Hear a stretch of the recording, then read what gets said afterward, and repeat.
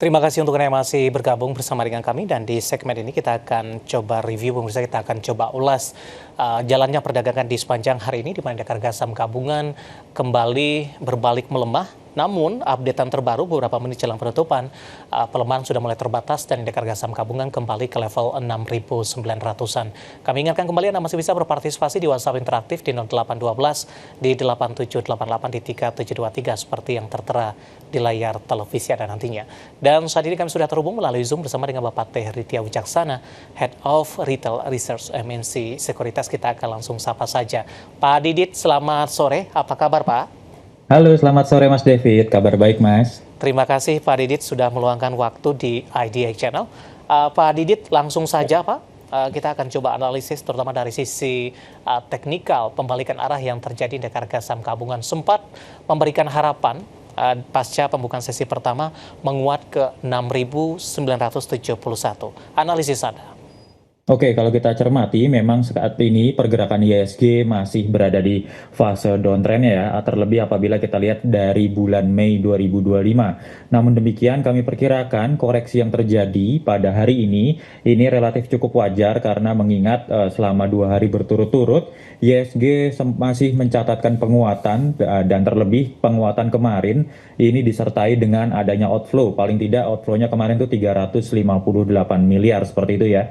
Jadi memang pullback atau koreksi yang terjadi pada IHSG hari ini relatif cukup wajar, nampaknya akan menguji di level 6.848 sampai ke level 6.874. Jadi nanti nampaknya investor akan cenderung untuk wait and see terlebih dahulu arah pergerakan IHSG ke depannya, dan selama untuk IHSG masih berada di atas level support 6824, maka kami perkirakan IHSG masih berpeluang untuk menguat kembali dalam pekan ini, paling tidak nanti untuk menguji 6992 sampai ke 7050. Begitu Mas David.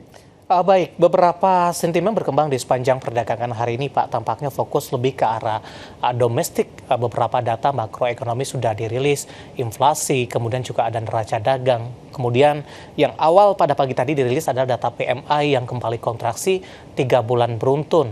Dan dari sisi kurang menariknya, di Juni ini posisi kontraksinya lebih dalam jika dibandingkan dengan bulan sebelumnya.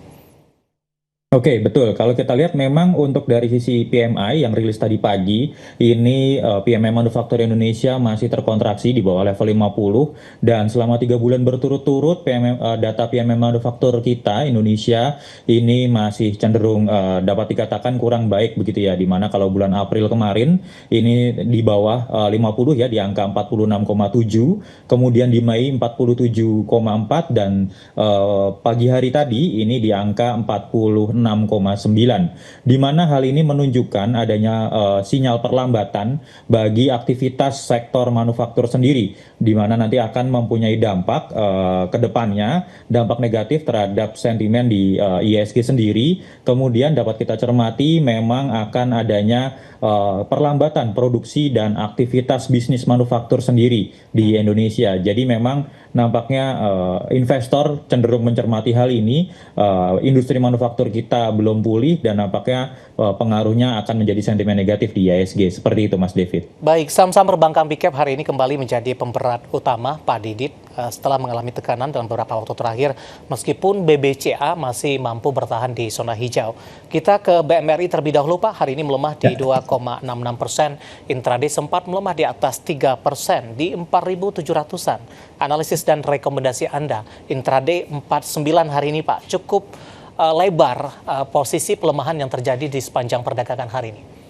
Oke, kalau kita lihat memang untuk BMRI sendiri ini pergerakannya masih berada di fase downtrend ya. Kami merekomendasikan untuk BMRI untuk buy on weakness sendiri karena kami masih melihat pergerakannya ke depannya dari sisi indikator baik MACD ataupun stokastik ini masih cenderung untuk melemah seperti itu ya, dengan area supportnya di 4.500 dan resistennya di 4.850. Apabila nanti masih mampu bertahan di atas 4.500, maka ke depannya kami melihat masih ada ruang untuk penguatan bagi BMRI, paling tidak nanti untuk menguji di level 5.100 begitu ya, di 5.100 sampai 5.200 terlebih dahulu. Begitu Mas David. Sudah ada pertanyaan masuk di WhatsApp interaktif kami Pak, tidak menyebutkan nama dan lokasi. Sudah beli BMRI di harga 4.800, Pak. Masih bisa di hold tidak dengan koreksi dalam hari ini? Oke, pada pergerakan hari ini memang BMRI sudah menutup gapnya ya di 4720, 4740. Maka dengan demikian ada sedikit peluang ke depannya untuk BMRI menguat dalam jangka pendek terlebih dahulu. Namun penguatannya cenderung terbatas untuk menguji 4830, 4890. Apabila sudah punya BMRI di area 4800-an, maka nanti bisa diperhatikan untuk area support di 4500. Nanti bisa untuk average down di area 4530, 4700-an. Apabila masih mampu bertahan di atas 4.500, maka 51 sampai 52 bisa digunakan sebagai target penguatannya. Baik, dari BMRI kita beralih ke BBRI, Pak. Hari ini juga mengalami koreksi cukup dalam, meskipun di menit-menit terakhir jelang penutupan, pelemahan lebih ke arah terpangkas ini. Kembali ditutup di level 3.700-an untuk BBRI. Oke, kalau untuk BBRI sendiri, memang pergerakannya juga masih cenderung downtrend dan masih didominasi dengan munculnya tekanan jual. Kita lihat dari sisi pergerakan MACD dan stokastiknya, ini belum menunjukkan adanya tanda-tanda pembalikan arah dan masih berada di area negatifnya. Kami menyarankan untuk BBRI sendiri, ini rekomendasinya juga untuk buy on weakness di BBRI dengan area support di 3.520 dan resistennya berada di 3.840. Kami melihat nampaknya koreksinya akan relatif cukup terbatas selama masih mampu berada di atas 3520 dan mampu break dari resisten di 3840, maka arah penguatan 3900 4020 dapat digunakan sebagai target penguatan dari BBRI, Mas. Baik, ditutup di level 3.700, melemah di 1,07%, pelemahan terbatas. Intraday sempat ke 3670 beberapa menit-menit terakhir jelang penutupan. BBRI tampaknya kembali ditarik ke atas dan lagi-lagi keputusan investasi tetap ada di tangan pemirsa IDX Channel. Pak Didit, menarik. Nanti kita akan lanjutkan, nanti kita akan coba lihat saham-saham pilihan yang Anda rekomendasikan dan juga update penutupan perdagangan di sesi kedua hari ini. Dan pemirsa, kami akan segera kembali sesaat lagi.